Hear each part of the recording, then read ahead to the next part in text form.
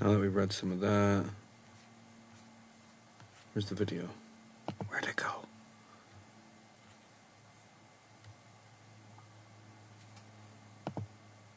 There it is.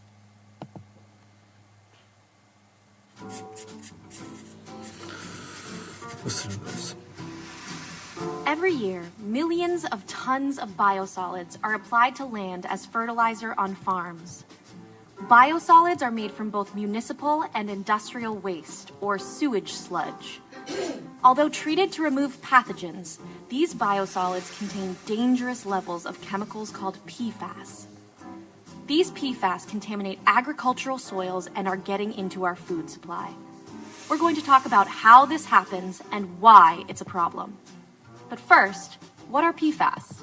PFAS, or per- and polyfluoroalkyl substances, are a large family of more than 10,000 human-made chemicals. PFAS repel water, grease, and stains. They make things slippery, and they make liquids mix and spread evenly. Because of these traits, PFAS are useful in a variety of consumer products and are ubiquitous in cookware, makeup, fabrics, personal care products, sporting goods, and cleaning products. PFAS can be toxic. They cause high cholesterol, low birth weight, lower immune response to vaccines, kidney and testicular cancer, high blood pressure during pregnancy, changes in liver function, obesity, developmental issues, and more. So how do PFAS get into biosolids and from there into our food? When you wash your nonstick pan in the kitchen sink or wash your makeup off before you go to bed, PFAS from these consumer products go down the drain. In addition, industries that make products containing PFAS emit large amounts of PFAS-laden waste into the sewers. This wastewater goes through sewer pipes to a wastewater treatment plant where the waste is separated into solids and liquids. The liquid waste is disinfected and discharged to surface waters. The solids are dried and are sold as a type of fertilizer called biosolids. Unfortunately, the treatment process does not remove PFAS from the liquid or the solid waste. This means that biosolids are full of PFAS. When conventional farmers spread these biosolids on their fields as fertilizer, PFAS get into the soil, groundwater, surface waters, and even the drinking water. These PFAS are taken up by plants growing in the soil, and farm animals and wildlife drink the water that is now full of PFAS. PFAS biomagnify up the food chain. That is, PFAS become increasingly concentrated as they move up the food chain from one trophic level to the next. When humans eat vegetables grown in biosolid amended soil, or eat meat, eggs, or drink milk from animals who have grazed on fields with biosolids, they ingest these PFAS. This is a big problem. What can we do to stop this growing threat to our food supply? PEER is suing EPA to force them to promulgate regulations regarding the amount of PFAS that would be allowed in biosolids. But that is not enough. We need to tackle the root causes of PFAS pollution. So what is the answer? EPA needs to regulate PFAS as a family of chemicals and ban all non-essential uses. This will drastically reduce the PFAS in biosolids and in our food and water supply. To learn more, go to peer.org. A short and sweet video.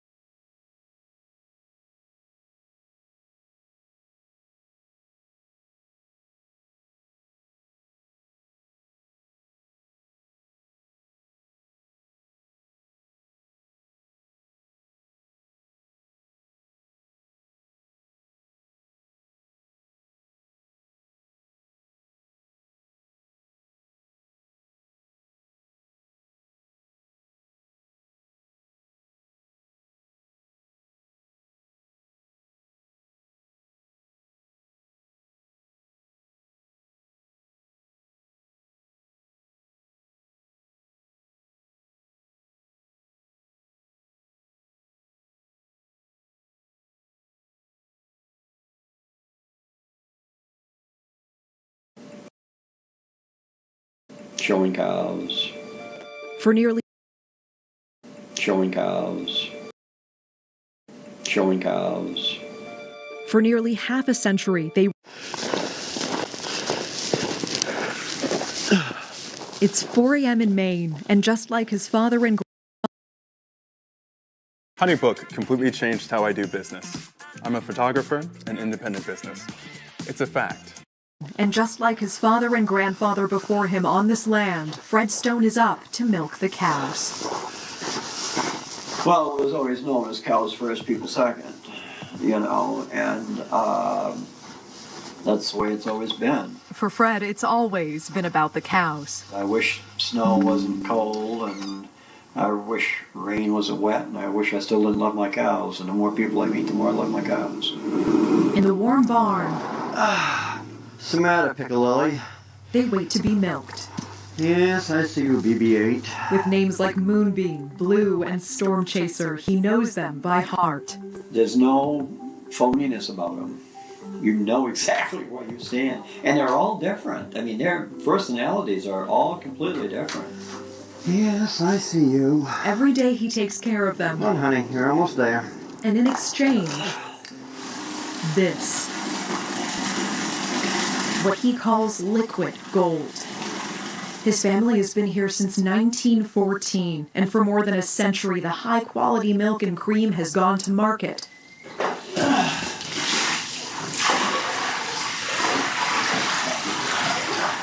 Now every drop goes down the drain.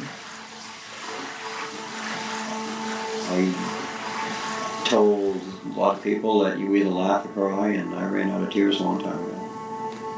Fred Stone's milk is contaminated, heavily tainted with chemicals linked with cancer. I can't. There's nothing left. At some point in time, hopefully not tomorrow, I'm going to have to tell my father and my grandfather what happened to the dairy farm that they entrusted me with. And that's the part that keeps me with it. He now finds himself on a growing list of American farmers. There's so much sadness and anger. Let me take a quick second to check the audio. And they make liquids mix and spread evenly. Because of these traits, PFAS are useful in a variety of consumer products and are ubiquitous in cookware, makeup, fabrics, personal care products, sporting... Okay.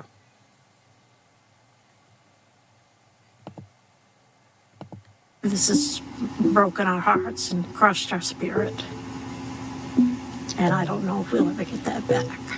Told their farms are shot through with chemicals linked with liver damage, damage to fertility, thyroid issues, and cancer. All of this land has been poisoned, water contaminated, all of these people touched by this. Advocate Erin Brockovich ready to take on this fight. EPA, FDA, political leaders, where have you been? How did you miss this? That now we have an entire country that could potentially be in peril from this forever chemical that's destroyed your land, destroyed our farming, destroyed our water, and destroyed public health and welfare. Wow. Kudos. Good job. Called forever chemicals because they are nearly impossible to destroy. Prime soil, crops, milk tainted in the heartland, leaving many farmers on the brink of ruin. Suicide among dairy farmers and farmers in general is incredibly high because a lot of these farms, a third, fourth, and fifth generation, you are going to be the person to lose it. Your great-great-great-grandfather cleared the land, and you are going to be the person to have a bankruptcy auction because you can't hold on to the land. This is the story of how their farmland was destroyed right out from under them. Greed. Money. We'll take you to ground zero of where it all began. You never wanted to be an activist. I just wanted to milk our cows and be left the hell alone. And show you how far back the paper trail goes. When they had the choice of do we go public with this or do we sweep it under the rug, they chose the rug. And with these chemicals now impacting 97% of Americans, according to the CDC, what you and your family need to know. I am glad News Nation is looking into this problem. All of us, the entire country. we'll deal with the fallout. Wow. Make it right. Don't. If you own a gun, then just buying concealed carry insurance isn't enough to be prepared. You need to be educated and trained. And that's exactly why the U.S. Concealed Carry Association was founded. Hi, I'm Mike Bauer, Regional. Don't do this to anyone else.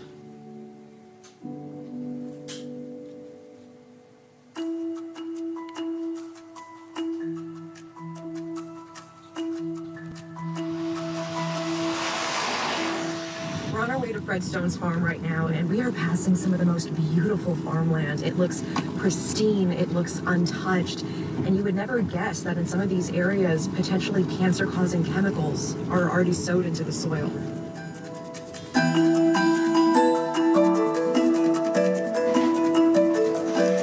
Hey there, Fred. This is some weather for working on the tractor, Fred. Fred's grandpa built this farmhouse. These walls have seen more than a century of hard Maine weather and even harder one harvests. My daughter and my son grew up in the house with their grandparents living right here. What do you love about being a farmer? The cows, showing cows.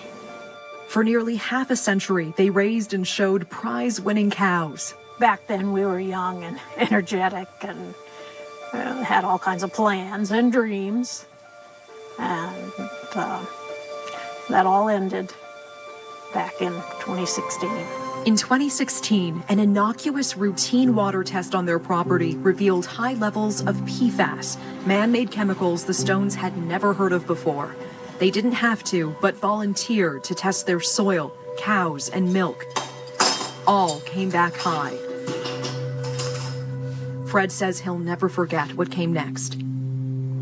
Tanya, our milk inspector, comes out and says, you know, Freddie, she says, one of the ideas that the Department of Ag wants to do is they want to kill the whole herd. And I said, great, Tanya. That's a hell of an idea. I said, I'll tell you what. I will take all the cows down to the extermination site. I will put on my dress whites that I wear when I'm showing, and we'll line them all up, and you can shoot them. And I'll stand there and I will take the first bullet, and you can kill the rest of them. A week later, I get a letter from the state of Maine on suicide prevention.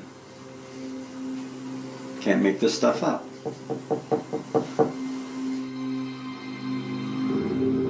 Fred had to euthanize 80% of his cows.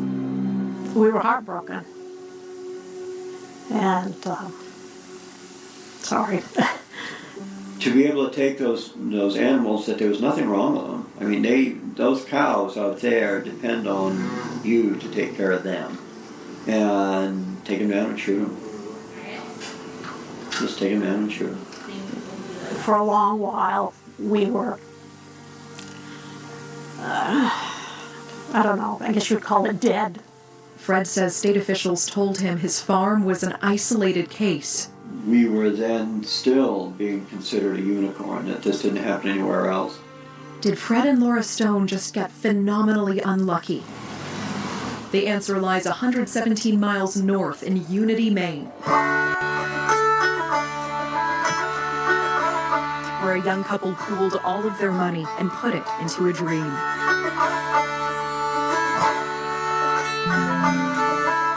They closed on a farm where they could settle down, grow organic produce, have a family, build a whole life. Oh, dear chickadees, sing a sweet and mournful tune in the month of May, when the lilacs are in bloom. And when it came to naming it, the choice was easy for Adam Nordell and Johanna Davis. There's still the sadness in your song. Songbird Organic Farm. We imagined that we would be here forever. We imagined that we would build a business that would support our family through our career and into our retirement. So we thought we were settling down for the long haul. Preventing development, preserving farmland was also a man's dying wish. They found the farm through a service that connects retiring farmers with the next generation. The original owner had pancreatic cancer. Cancer diagnosis, a terminal cancer diagnosis. So he needed to move quickly to find the next farmers to take over management of this land. That farmer passed, but his dream flourished. The land and business grew, and they raised their little boy. Then, as news of the contamination on Fred's dairy farm spread, a customer asked Adam and Johanna if they'd heard of PFAS. They voluntarily tested their land. The results were high. Our drinking water tested about 400 times the state's drinking water threshold. 400 times the state threshold of 20 parts per trillion. Their soil also tested high. We were in free fall. Do we have a business? Do we have a home here? Adam says his and his wife's blood levels are higher than employees who worked in PFAS factories. My blood levels, after living for 7 years on a farm that was spread with sludge 4 times, are higher than those workers in Decatur, Alabama. How old is your son now, and how aware is he of all of this? He said, "Is there PFAS? Is it in my body? And is that bad?" And I don't even know what I said. I couldn't answer. That's not something that I want to have to talk to my kid about when he's 5 years old. He has really high levels of this stuff in his body, and he's tiny. High levels that could lead to lifelong medical issues. Adam and Johanna shut down operations, recalled their products, alerted customers, and eventually did the unthinkable. They shut down their farm. Why did you feel the need to take it down? This is no longer Songbird Farm. This is no longer a farm.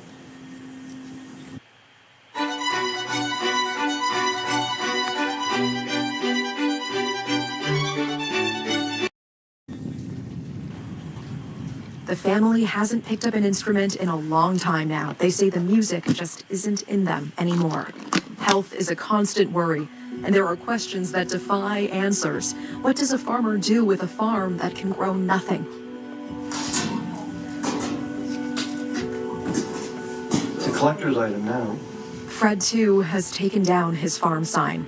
They were dropped by their milk distributor. And it was a pretty sad day when Laura took the sign down. Took the signs down. And that's that. That's the end of it.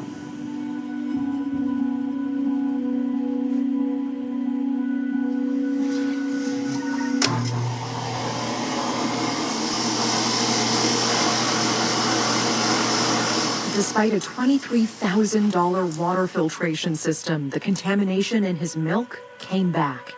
He is now $1.5 million in debt.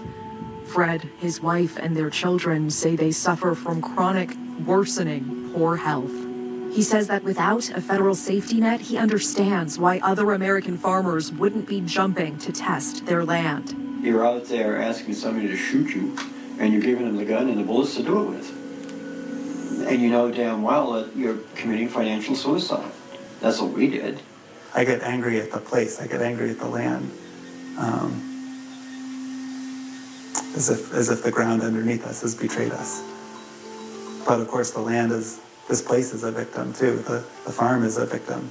So what happened to this prime American farmland? We have this bright idea that we're going to take all this sewer sludge and we're going to spread it on the land as fertilizer. Farmers were told it's a win-win, right? You're doing your civic duty. We got a bad deal. That was not a good idea. How long did chemical companies know this was a problem? How long did government agencies? It's politics, and it's lack of transparency. It's cover-up. It's greed. The paper trail and the reach. It's already here. It's just been lurking and creeping, and we didn't know it. The storm is here, and it's not just in Maine. It's in every single state. And with 97% of Americans affected, according to the CDC, are PFAS already in your blood? Are they in mine? I'm a little nervous, but doctor, what do my test results show? The results when we come back.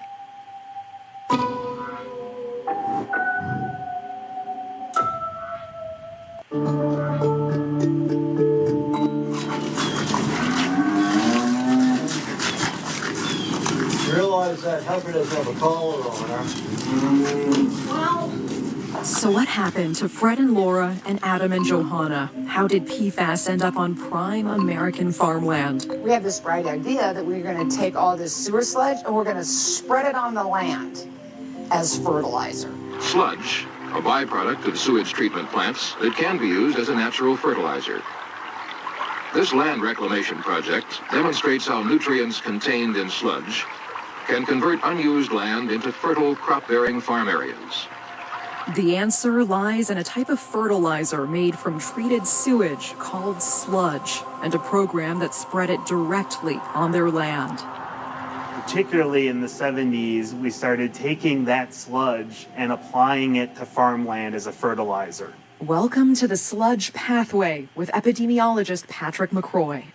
You know, the process starts with the manufacturing of PFAS, right? So DuPont, 3M, others actually manufacture these chemicals. Patrick says these manufacturing plants discharge to a sewer system, which goes to a wastewater treatment facility. Then there's PFAS in your home, from our clothing that's stain resistant to our sofas and carpets and our cleaning products. When we clean an item in the washing machine or dump a bucket down the drain, Where they have to do something with all of those solids that settle out, and that's what we call sludge. So you have this contaminated sludge that then goes to a local farm where it's spread out as fertilizer.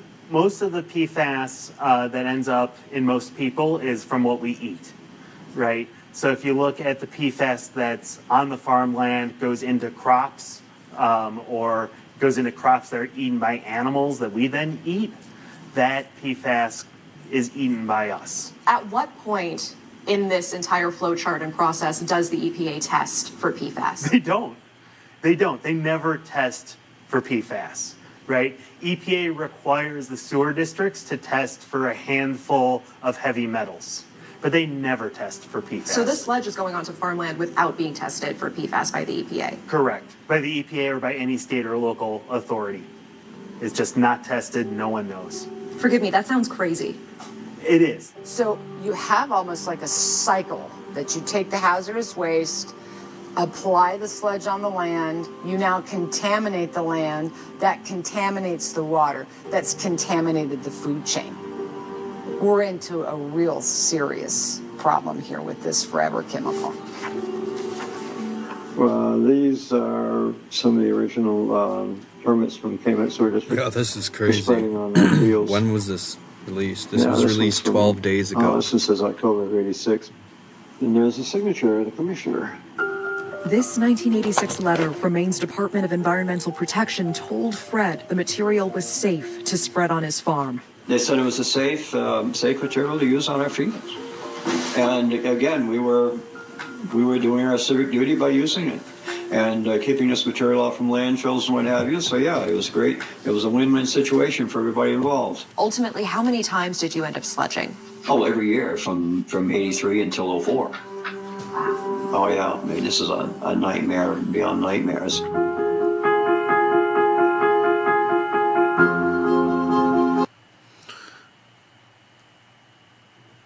Okay.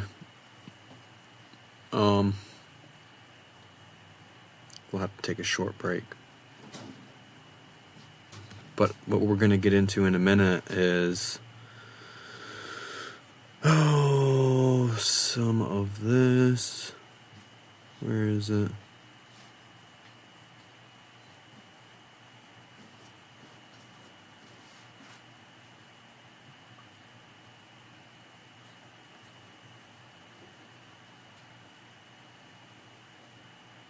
Right here. Field reports. I want to take a look at field reports in Michigan. I believe. Is this in Michigan? Yeah, Lansing. Or, something like that. Ionia. But yeah, we'll get into all that in a minute and we'll finish this video. Pretty crazy stuff.